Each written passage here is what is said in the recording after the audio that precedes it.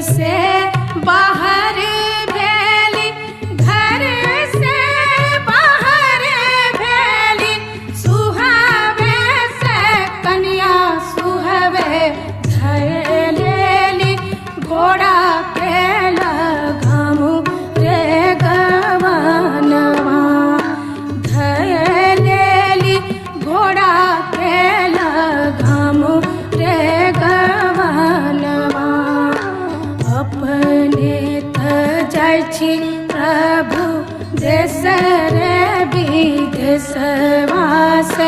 देश रे विदेशवास, हमरा के कहाँ छोड़ ले जाइ छी